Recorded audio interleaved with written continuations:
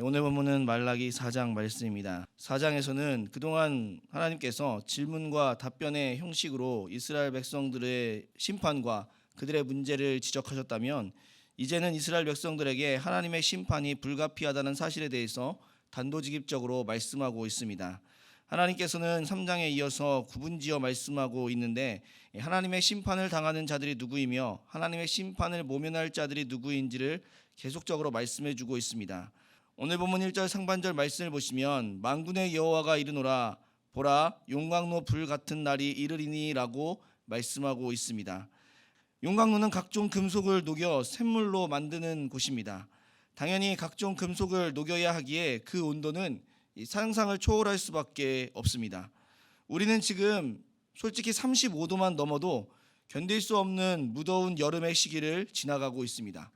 우리 인간은 35도만 넘어도 더위를 힘들어하는 것이 사실이라는 것이죠. 그런데 용광로는 다르다는 겁니다. 35도가 아니라 수천 도 이상이 되는 온도로 모든 금속을 녹여야 한다는 것이죠. 이 용광로의 모습이 모든 것들을 다 불태워 버리시는, 모든 것을 살라버리시는 이 하나님의 심판의 무서움을 보여주고 있다는 것이죠. 그럼 용광로의 모든 것을 녹이는 것과 같은, 모든 것을 사르는 것과 같이 무서운 심판을 당하는 자들은 누구일까요? 1절 하반절 말씀을 보시면 교만한 자와 악을 행하는 자는 다 지푸라기 같을 것이라. 그 이르는 날에 그들을 살라 그 뿌리와 가지를 남기지 아니할 것이로되 라고 말씀하고 있습니다. 누구에게 이와 같은 불사름이 임할 것이냐 하면, 그래서 뿌리와 가지조차 남기지 않을 무서운 심판을 내리시겠다라고 말씀하고 있느냐 하면 바로 교만한 자들이라고 말씀하고 있습니다. 교만한 사람은 어떠한 사람들을 말하는 것일까요? 하나님의 관점에서 보면 교만한 사람은 하나님을 필요로 하지 않는 사람들입니다.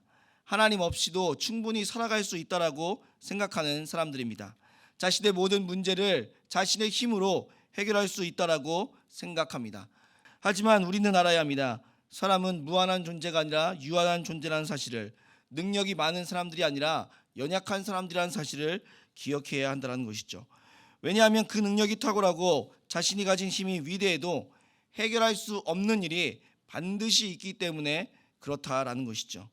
우리가 해결하지 못하는 일들을 해결하실 수 있는 분은 오직 하나님뿐임을 알아야 합니다. 그렇기에 우리는 늘 항상 연약하고 능력이 부족함을 인정하고 하나님을 바라볼 수 있는 겸손한 마음이 필요하다라는 것이죠. 그러니까 하나님을 떠나지 말아야 하고 하나님을 의지하고 하나님을 신뢰하는 사람들이 되어야 합니다. 그런데 교만한 사람들은 그렇지가 않다는 것이죠. 오히려 하나님을 떠나야 한다라고 생각합니다. 오히려 하나님이 없어야 한다라고 생각합니다. 그러니까 하나님을 붙들지도 하나님을 의지하지도 않습니다. 하나님을 바라보지도 않습니다. 이러한 사람들을 하나님은 교만한 자들이라고 말씀하고 있으며, 이러한 교만한 자들을 반드시 심판할 것이라고 말씀하고 있습니다. 두 번째로 악을 행하는 자입니다. 악은 선에 반대되는 말입니다. 선을 영어로 굿이라고 합니다. 우리가 잘 알고 있듯이 굿은 좋은이라는 뜻을 가지고 있습니다. 하나님께서 천지를 창조하시고 보시기에 좋았다라고 말씀하실 때 이 좋았다라는 단어를 영어 성경에서는 굿이라는 단어를 사용한다라는 것이죠. 결국 선이란 우리의 관점에서 생각하는 것이 아니라 하나님의 관점에서 생각해 볼 때 하나님의 보시기에 좋은 것을 의미한다라는 것이죠. 그럼 악은 반대로 말하면 하나님 보시기에 좋지 않은 것, 하나님의 뜻을 따르지 않는 것을 악이라고 말씀하고 있다는 것이죠. 성경은 하나님께 불순종하는 것을 죄라고 말씀하고 있습니다. 우리가 잘 알듯이 죄는 어떻게 들어오게 되었습니까? 한 사람 아담이 불순종했기 때문이라고 성경은 말하고 있다는 것이죠. 하나님은 악을 행하는 사람, 그래서 하나님의 뜻을 거스르는 사람, 하나님께 죄를 짓는 사람을 심판하신다라고 분명하게 말씀하고 있다는 것이죠. 그럼 누가 하나님의 심판을 피할 수 있을까요? 2절 말씀에 내 이름을 경외하는 너희에게는 공의로운 해가 떠올라서 치료하는 광선을 비추리니 너희가 나가서 외양간에서 나온 송아지같이 뛰리라 라고 말씀하고 있습니다. 하나님의 심판을 피할 수 있는 자들은 하나님을 경외하는 자들입니다. 하나님은 하나님을 경외하는 모든 자에게 심판이 아닌 구원을 허락하신다라고 말씀하고 있습니다. 어떻게 심판이 아니라 구원일까요? 이 치료하는 광선 때문에 그렇다라는 것이죠.